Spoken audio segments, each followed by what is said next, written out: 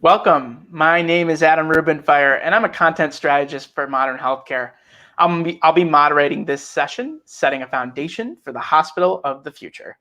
In this session, experts from multiple sectors will discuss their vision of the industry's future and share their perspectives on how leaders can prepare for the path ahead. Before we get started, we'd like to thank our sponsors, Encompass Health, Hyperfine, Oracle, and Reputation. Encompass Health, the largest owner and operator of inpatient rehabilitation hospitals in the United States, offers both facility-based and home-based patient care through its network of inpatient rehabilitation hospitals, home health agencies, and hospice agencies. Hyperfine's mission is to make MR imaging available to every patient, here and now. Hyperfine Swoop is the world's first FDA 510K cleared ultra-portable bedside MRI scanner. Oracle Healthcare believes that reimagining the patient experience and improving outcomes through innovation is the key to healthcare transformation. Oracle makes that possible with ERP, HCM, and SCM cloud solutions. And finally, Reputation, creator of the Reputation Experience Management category, is changing the way healthcare organizations gather and act on patient feedback to drive decision-making and enhance consumer experience programs. Now, I'm thrilled to introduce our panelists for today's session.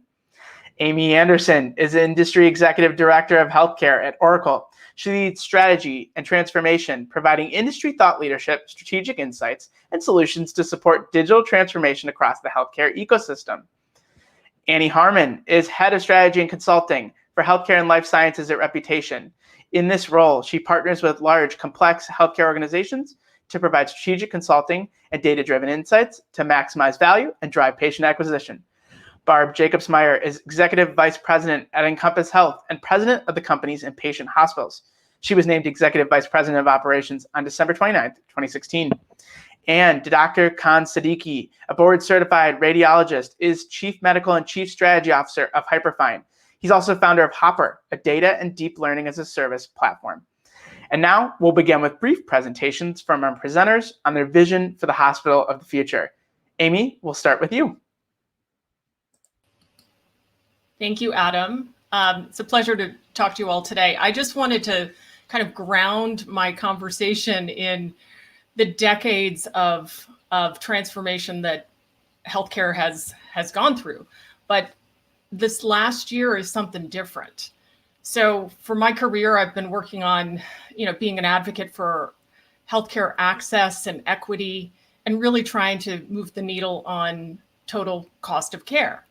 And we've seen this over years and years, efforts to try and implement, value-based care models, really looking at, outcome-based payment models. And there hasn't been a tremendous amount of traction. And I keep coming back to what's different this year.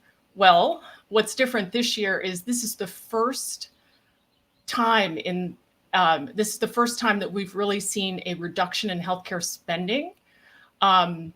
Even in a recession. All previous recessions, did not affect healthcare spending. And so I've been looking at what does this mean for hospitals? What does this mean for health systems? Health systems have had tremendous, reductions in their revenues, increasing inpatient costs because of acuity, and the reduction in inpatient and ER volumes that they had really hit the bottom line.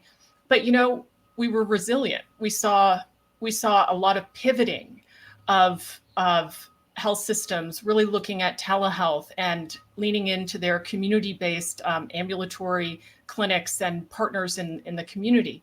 And I'll tell you what, this is not going to change. So I think we're at a historic time of transformation in the healthcare industry, and one, frankly, that gives me a lot of hope for our ability to, invest in public health models. This crisis that we've been in for the last year has really shown and revealed the inequities in our community health models, access challenges, health disparities. And frankly, the impact on healthcare workers has been, tremendous. So what does that mean for the hospital of the future? I do believe that we're hearing this from our clients. There will be an increased focus on operational efficiency, but not in the traditional way. Oracle provides, market-leading solutions around ERP, supply chain management, human capital management. We've done so for decades, and really have seen our clients drive down costs, improve operational efficiency, but frankly, within those traditional silos of healthcare. What we're seeing now is more of an enterprise view of operational efficiency.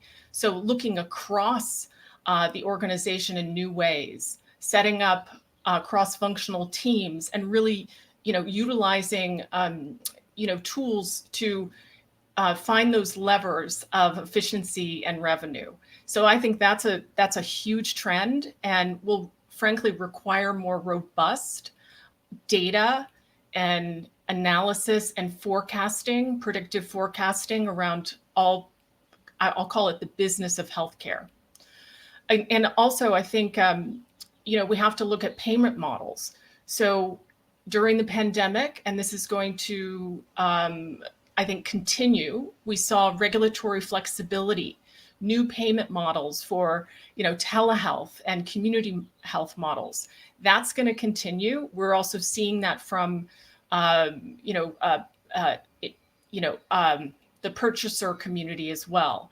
So health systems need to look at how they're delivering care, how they're orchestrating their people. And that will have implications for the systems they use, the back office, the digital back office, to orchestrate supplies, people in different ways, and new technologies. Another trend that I think we will see more of is partnering, acquisitions, contracting with community-based providers. So I think the point that I want to make here is data is going to be powerful for not just managing through this economic downturn, but being able to innovate while you're doing it. And at Oracle, we understand the challenges that our clients are facing, and we're hearing them say, we know that how healthcare happens is going to change, how and where healthcare happens is going to change. So having that kind of overall data infrastructure that provides the agility and a real system-wide view of operations is going to be critical for the hospital of the future. Thank you. Excellent, thank you. And our next presentation will be from Annie Harmon.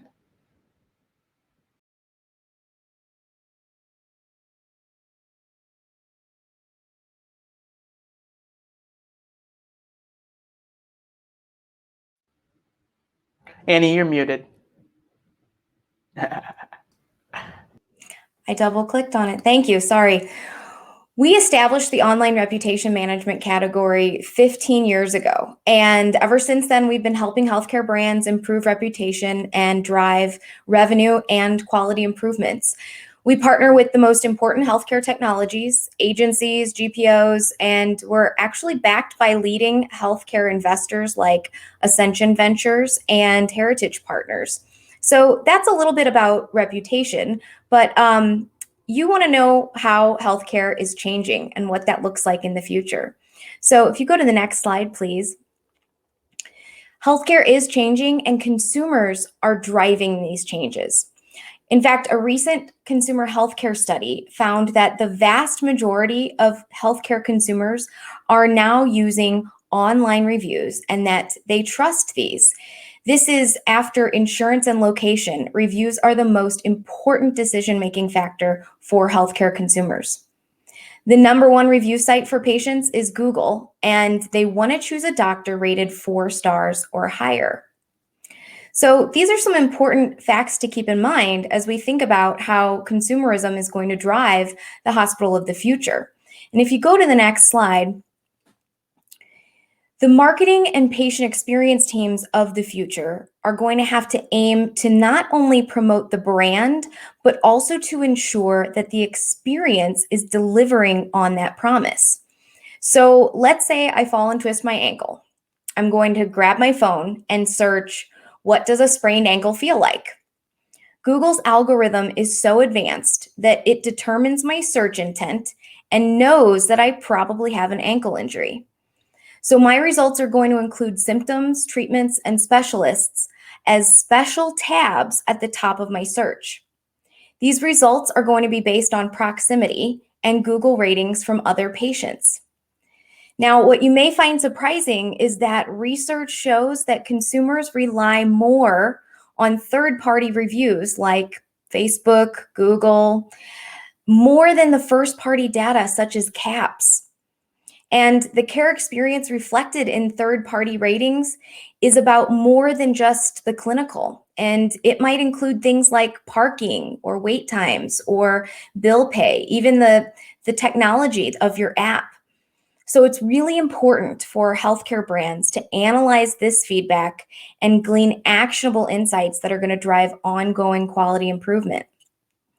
Feedback may come in the form of traditional structured data like your CAHPS, or you might be pulling in unstructured data like social media comments and online reviews. So our platform really serves as a single feedback hub where you can pull everything in from any source and analyze it. You can do service recovery. You can use it for quality improvement and even competitive benchmarking. And so this is what we call reputation experience management. And it starts with being found. It goes into being selected for care. And then after accessing care, we go into feedback and analysis. And that's reputation experience management. Excellent. Thank you so much, Annie. And next we have Barb. Hello, I'd like to start by giving just a quick overview of Encompass Health to set the stage on a few key takeaways, not only from our patient population, but from working with our joint venture partners and how that has better positioned us for a hospital of the future. So Encompass Health is the largest owner and operator of inpatient rehab hospitals in the country. We had 137 hospitals at the end of 2020, 8 new hospitals opening this year, and 12 already announced to open in 2022. Along with our home health and hospice, we serve patients in 39 states and Puerto Rico. 51 of our current hospitals are joint venture partners with leading acute care partners. And our inpatient rehab hospitals are essential in helping our patients obtain the highest level of independence after a severe illness or injury such as a stroke, brain injury, or spinal cord injury. So we'll go to the next slide. Encompass Health hospitals are positioned as hospitals of the future because we utilize the technology and the data we have in-house. So over a decade ago, we were one of the first post-acute providers to invest in an electronic medical records platform. Since that time, we've garnered hundreds of thousands of post-acute care medical records. Now we're using that data to develop predictive models specific to post-acute care and our patients. So my first tip is how to best prepare for a hospital of the future is to discover how your organization can better support the healthcare continuum. The first predictive model we developed is called REACT. It focuses on reducing acute care transfers. An acute care transfer occurs when a patient in one of our rehabilitation hospitals transfers back to the acute care hospital. Using data from more than 80,000 of our patient records over a 2-year period, we identified 30 clinical variables that lead to an increased risk of an acute care transfer. Some of those variables include missed therapy, vital signs, lab results. In daily rounds, our clinicians can get a hospital-wide view of who is trending orange or red, which would indicate a medium or high risk of an acute care transfer. The clinicians can then pinpoint the specific variables causing the increased risk and put actions into place to resolve the concerns. My second tip is to continue having open conversations with your internal or external partners to find out how you can combine strengths and solve bigger issues together. After addressing the acute care transfer issue occurring in our hospitals, we wanted to see what we could do to help our counterparts in the acute care, especially those with high 30-day readmission rates. We wanted to look at the bigger picture to see how we can improve the entire transfer and care process. It's better for us, the partner, the patient, and even the payer. On average, a readmission costs the payer $14,000. It also impacts the quality metrics of the acute care hospital and their shared savings if they participate in an accountable care organization or a bundled payment initiative. Our readmission prevention program uses predictive analytics to determine the risk of a patient readmitting after they discharge from an Encompass Health hospital. By using this model, we're able to alert home health providers of the risk and take actions to reduce the likelihood of rehospitalizations. Before deploying the readmission prevention program in all of our hospitals in October of 2020, we piloted it for nearly 2 years. My final tip is to keep the momentum going and keep looking forward. According to the Joint Commission, between 700,000 and 1 million patients suffer a fall in the US each year. At Encompass Health, last year, our patients reported over 19,000 patient falls. For those with serious related injuries, the Joint Commission estimates approximately $13,000 to the patient's overall cost of care and increases the patient's length of stay by 6 days. This model is next in our list of predictive models, and it will help us find a better way to identify those who are at high risk of falls in the rehabilitative environment. The intent of this model is to reduce falls and optimize the quality of care and reduce overall patient risk inside our rehab hospitals.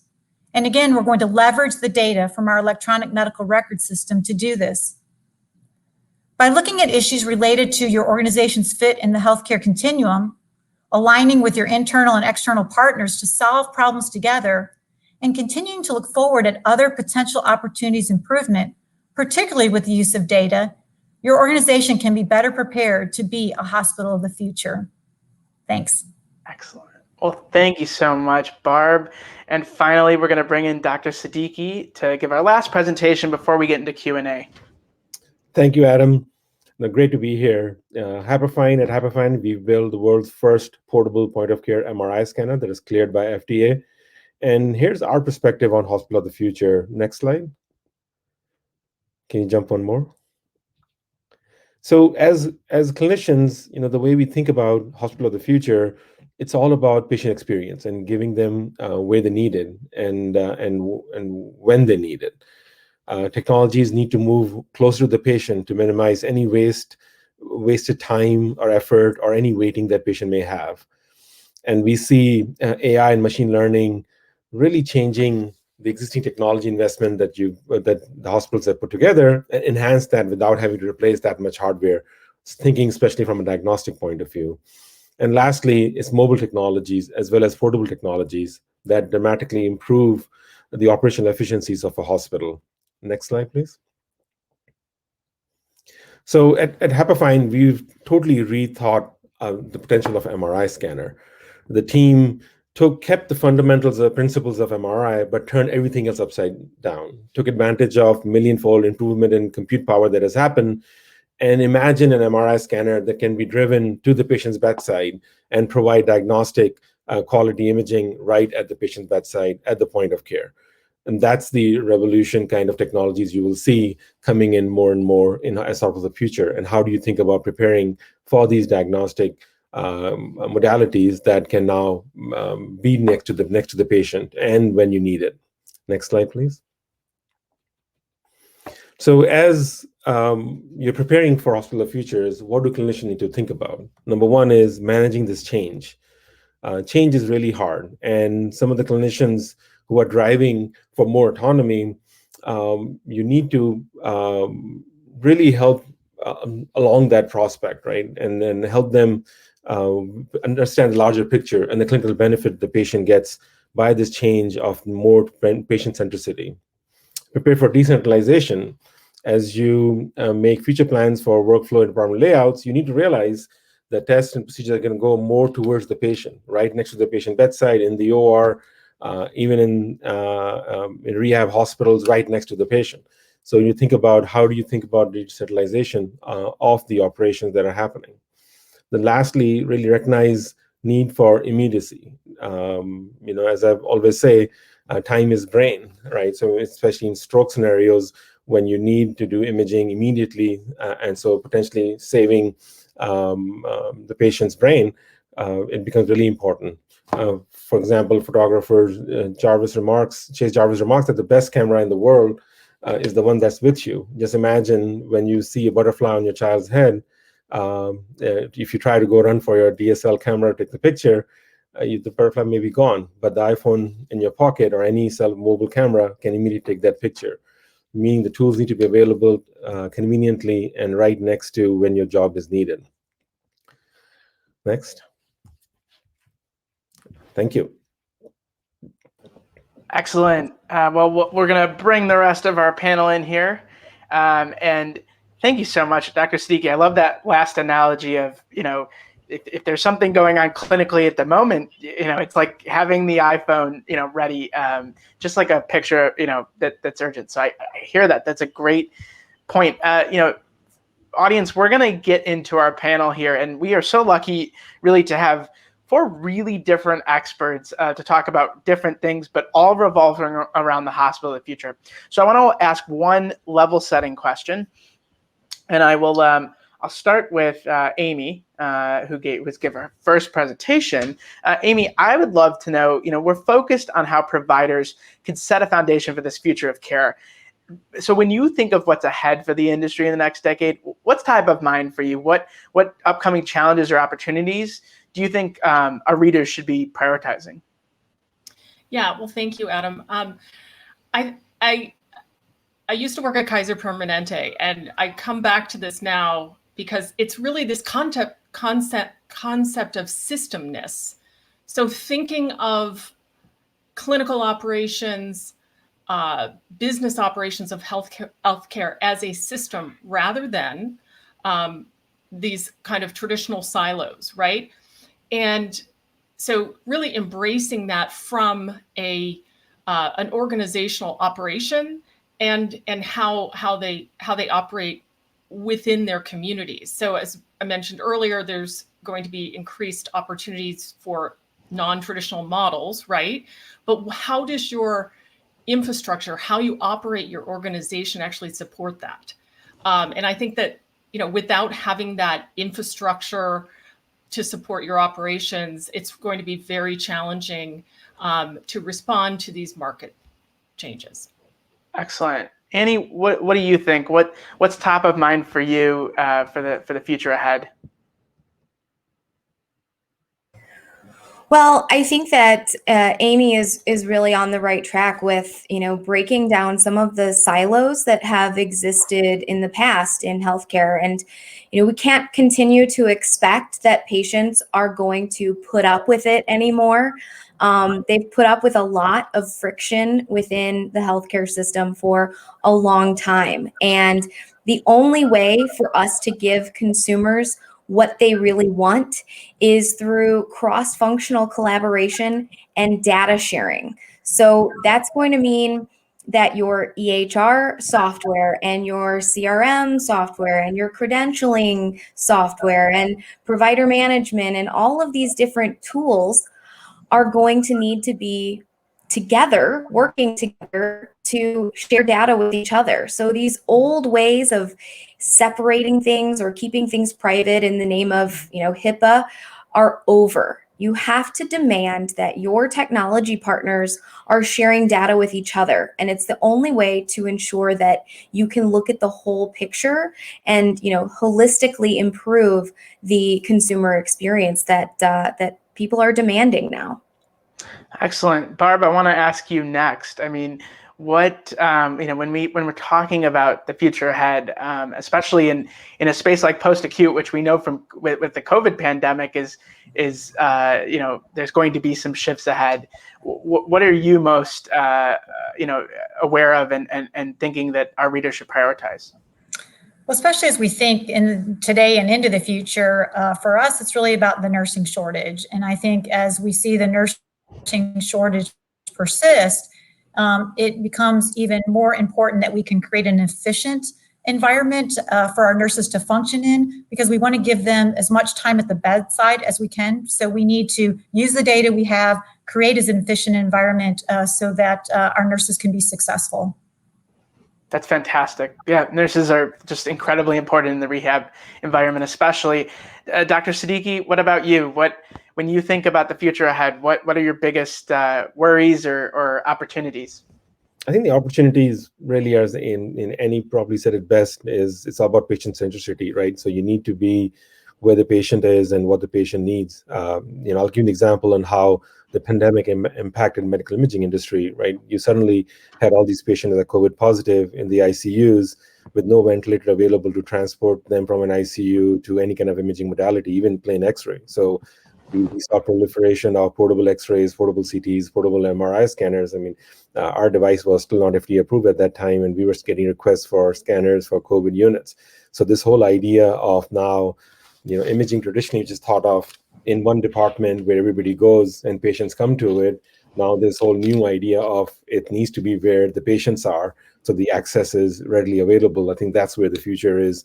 More patient-centric, more availability. I will just add one more thing, again, adding to what Annie's saying. Annie, we are aligned on our thought process here with a different twist on data availability, right? So as we think about AI and machine learning models, those models all need data for really building robust models that are generalizable and applied, globally. With creating silos of data makes it difficult to do those things. I mean, so I think one of the things we will see is transformation on how data accessibility is available, especially building robust AI models that help us improve patient care.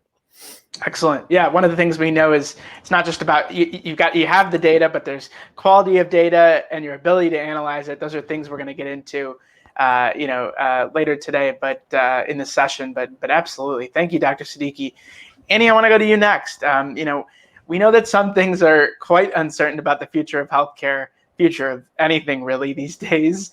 But there's one trend that we know has been lasting through the pandemic, through really the recent times in healthcare, and that's patient consumerism. How should healthcare organizations, how do you think they should respond to this emerging trend, Andy? How does the increase in telehealth adoption factor into that? Because that's really democratizing care in a new way. Right. So we know that consumers want a digital experience. And so that's why we've been building all these amazing websites and apps. And that's supposed to solve it, right? Well, unfortunately, Google is now going to intercept most consumers with Google My Business results before they ever even make it to your website. On average, Google My Business is going to get 10 times more online conversions than your website does. And that's how consumers will find you. But they're also going to want to take action from right within those search results. For example, they want the option to start a virtual visit right there within Google. And one of the things that we saw recently is that when these health systems began ramping up their virtual visits last year, some of them didn't set up review requesting for those types of visits. So for example, there was a doctor who averaged over 50 Google reviews a month for in-person visits, and that dropped to almost no reviews when they had to shift to virtual appointments during the pandemic. This had a really negative impact on the doctor's search ranking because Google's algorithm is going to give preference to those that have not only a high volume of reviews, but recent reviews. And so as virtual becomes more common, these reviews are going to be an important factor in Google search. One of the most important lessons that our clients have realized is that these virtual visits and the survey feedback that is being collected after these visits was living in a separate silo. So for example, they'd ask for feedback after a visit, and that would live in the telemedicine platform. So these pieces of feedback were not being factored into the holistic voice of the customer analysis, and that data wasn't being shared. So as consumers continue to lean into telemedicine, it's going to become part of the omni-channel care experience. And virtual can't be treated as this separate channel, but rather part of the whole digital front door. And you've got to be requesting reviews just like you would for an in-person visit. That's fantastic. And Annie, we know that that's all a part of, we think of this hybrid care model as just where we direct people to care, but the marketing and reputation management part of it is something we can't forget, because especially as those amounts of visits become such a big percentage of what health systems are doing, it's just, we have to remember that it's incredibly important. So that's fantastic. Thank you, Annie. Barb, we know that the complexity of patient cases continues to rise, as the healthcare landscape is shifting today. What do providers need to do today to prepare for a hospital of the future where we know they're going to be older and sicker patients, and the complexity of cases is going to be much higher? I think no time like the current is the word interdisciplinary critical. And when I talk about interdisciplinary, I'm talking about two things. One, obviously the team inside the hospital. As these patients become more and more complex, you need that interdisciplinary team working closely together, the physicians, the nurses, the therapists, the pharmacists, the social workers. Everyone has such an important part in making sure that patient successfully gets home, that it's really important that they work together and communicate. But in addition to interdisciplinary means working with the folks on both sides of the spectrum. So for example, for us, 90% of our patients come to us from a short-term acute care hospital.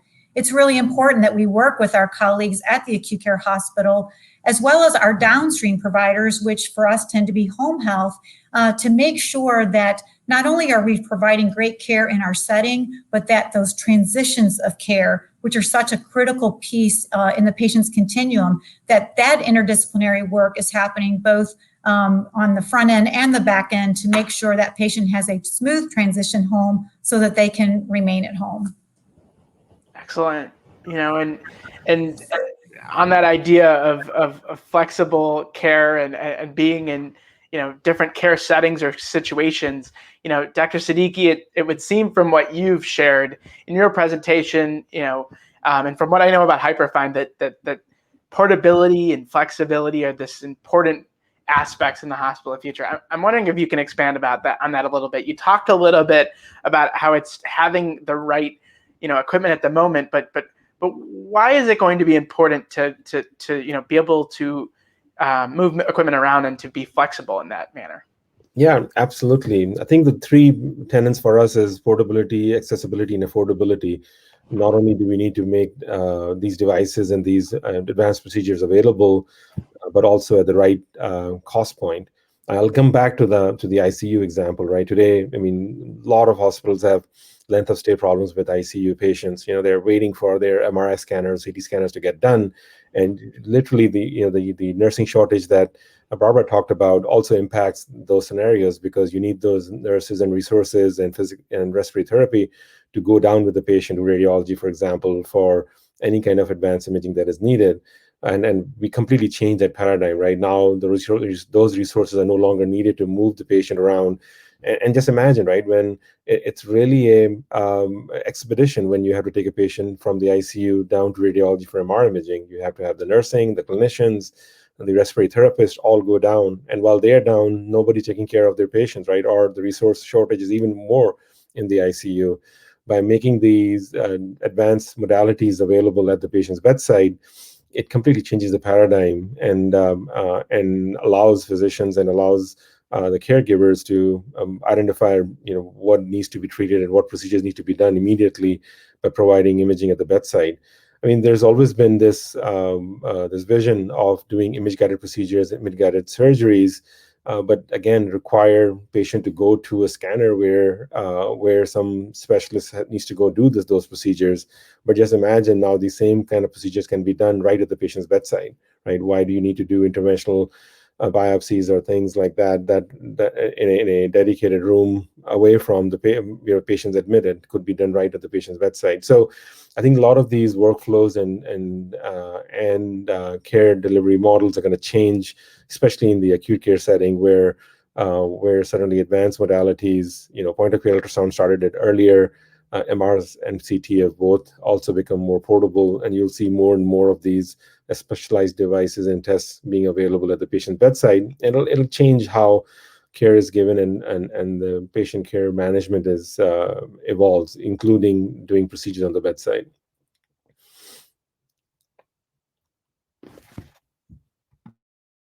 Sorry, I was muted. Dr. Siddiqui, if I could just follow up on that really quickly. One of the things we've seen more, like when it comes to point of care testing, we've seen that that's been used, less than traditional testing. Does that mindset, not does it concern you, but is that how does that factor into your vision of the future? Yeah, I mean, it just depends on what the modality is, what the use cases are, right, as you think about it. So think about how many times a patient comes out of surgery and is in the ICU, and surgeons trying to figure out, did they take the tumor out completely or not, right? Patient requires imaging, and then the patient's just not stable enough to get imaging done. Patients who are on ECMO devices or some other some kind of metal that is in them that is just completely contraindicated to conventional MRI scanner. With our low field strength, we don't have any of those issues, right? So suddenly you open up accessibility around that. That happens. I think the one thing that people don't think about when deploying a lot of these point of care testing is the workflow aspect of it. Change management is so important. If we think of our device not just a diagnostic imaging equipment, but actually a new workflow solution. How do you help people make decision on when this test is needed, then the test is needed, and how do you provide those results and alerts in real time to the provider who needs to take action is also important as part of the holistic care continuum you're trying to provide to the patient. So I think a lot of the lower utilization has been because investment has not happened in workflow optimization for those tests. Well, and that's a really good segue into my next question, which is for Amy. Around the idea that a lot of healthcare organizations have a lot of data, and that's only going to intensify as we go more digital. That doesn't mean they're analyzing all of it. It doesn't mean they know how to analyze it, or the manpower, the talent, the strategic, impetus to analyze and act on it. So, Amy, I'm wondering, what steps you think leaders should be taking now to prepare for a future that'll revolve around big data. And Amy, you're muted. Just like me, it's no problem. I thought you had the power. Yeah, thank you so much for that question. Just looking at how healthcare organizations manage their data, it's not surprising that there's a lot of data, but it's not being utilized or really driving, operational and strategic, decisions, right? Because it's the foundation of how these systems and data systems have been constructed. You have these legacy systems, you have an EHR, you have clinical systems, you have, supply chain systems, and they've all just been bolted on. And also just, having third-party best of breed coming in a, for a clinical operation. But there is a cost to those ongoing integrations, right? There is a cost in terms of resources, but there's also a cost in terms of, having real-time actionable data.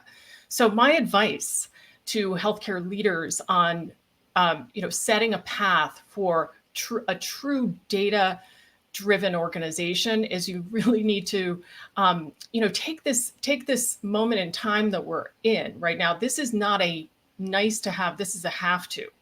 My experience is working with our clients who've been converting, from on-prem to cloud.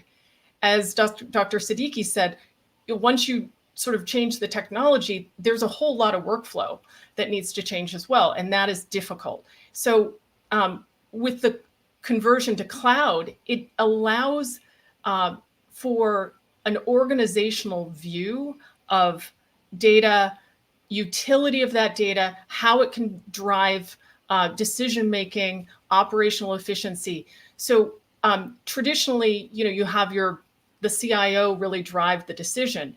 These kinds of data strategy, procurement, review of tools to really create a data-driven organization need to be cross-functional.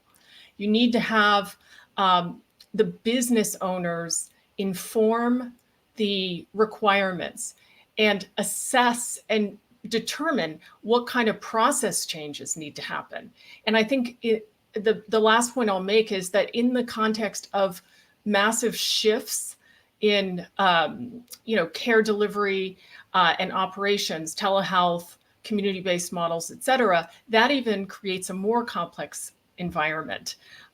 So for being able to efficiently operate in these new payment models and sites of care, having a plan in place for creating a comprehensive ecosystem-wide data integration strategy, and informing your decisions on tools and solutions and platforms to support that needs to be done at a cross-functional, with a cross-functional decision-making team, not just in IT.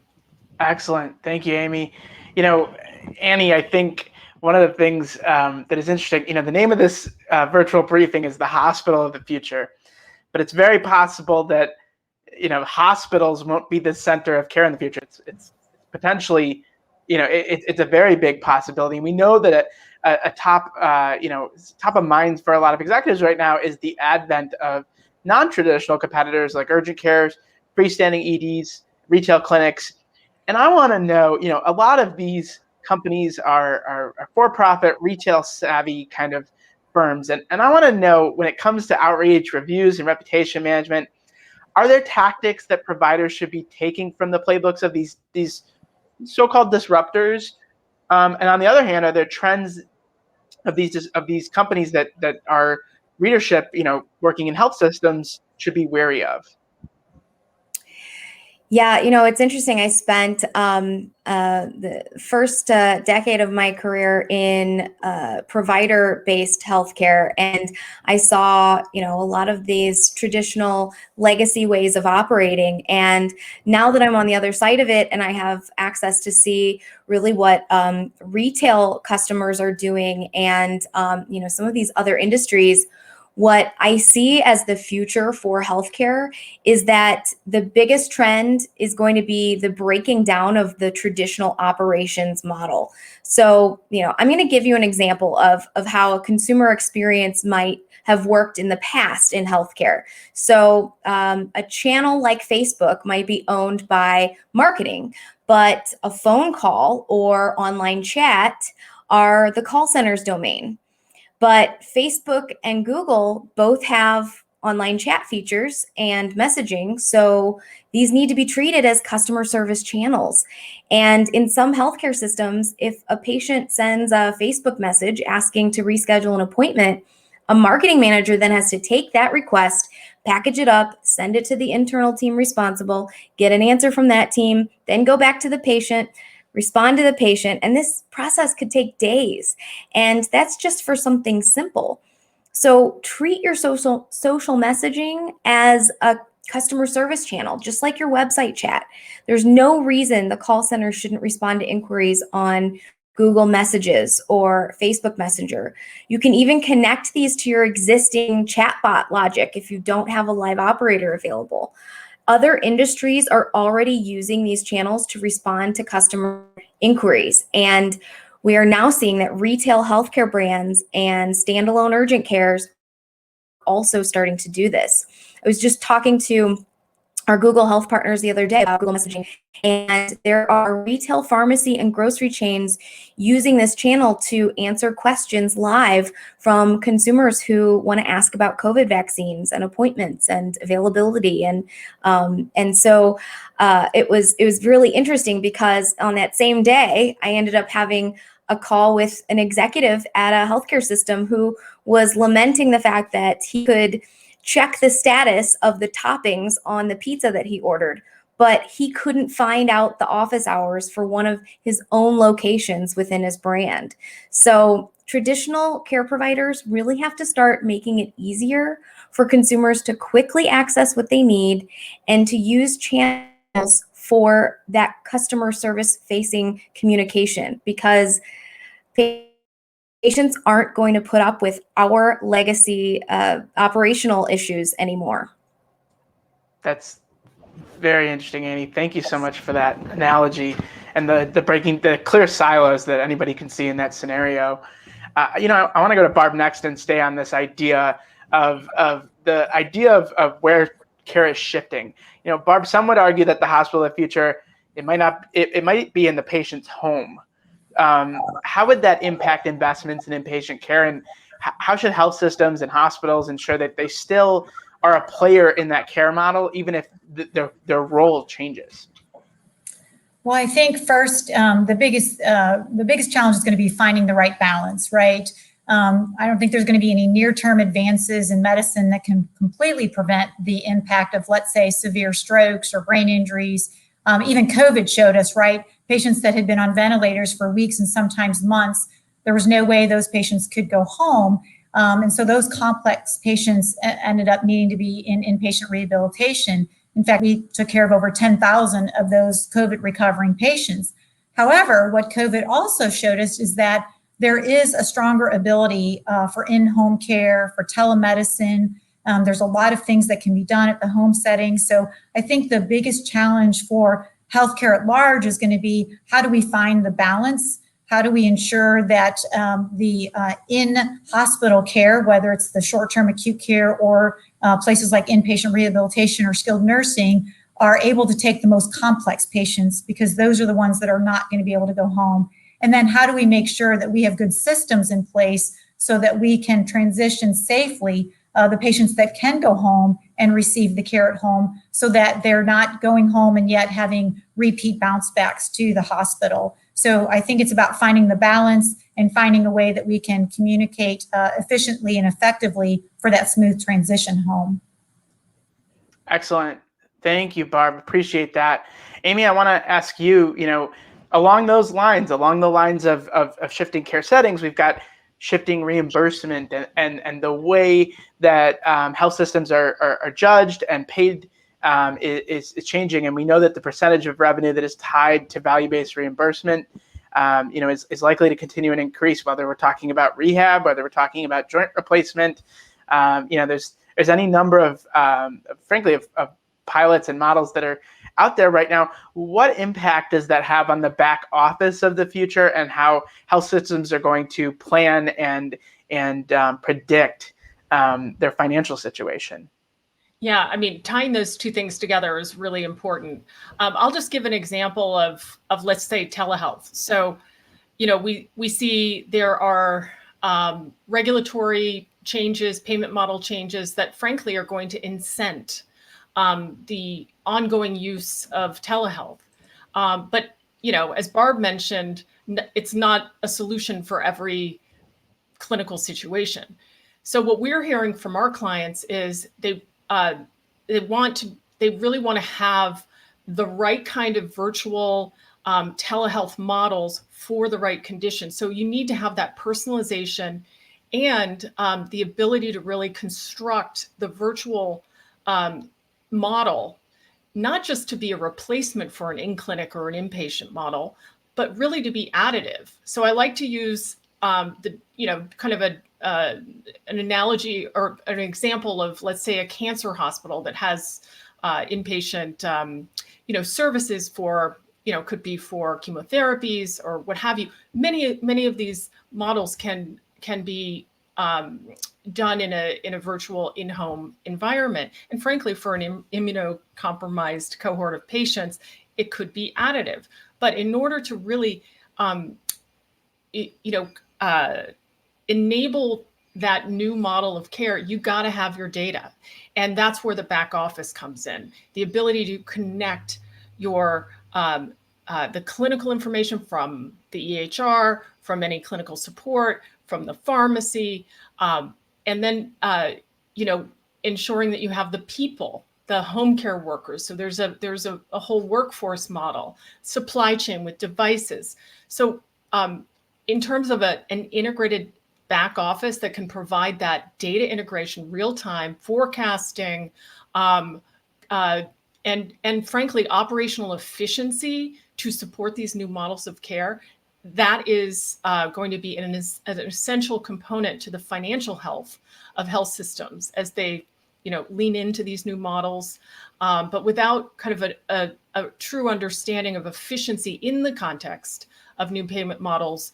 I think we're not going to see the real benefit of more cost-effective sites of healthcare. So I think that back office really needs to be prioritized as a strategic imperative for health systems as they move into this new normal. Excellent. Well, thank you. And that is a unique thing about our industry, right? Is that we're marrying this clinical and financial data because it is just the interesting crossroads that healthcare is at as a business. Well, folks, I have one more question for all of you, and I think maybe your prayers have been answered because we have a little bit more time. I will ask you to have brief answers, but we can go a little bit more than the sentence that we may have discussed. I want to know what most excites you about the hospital of the future. So in a few sentences, I want to know what most excites you about the future ahead for health systems. And I will start with Annie.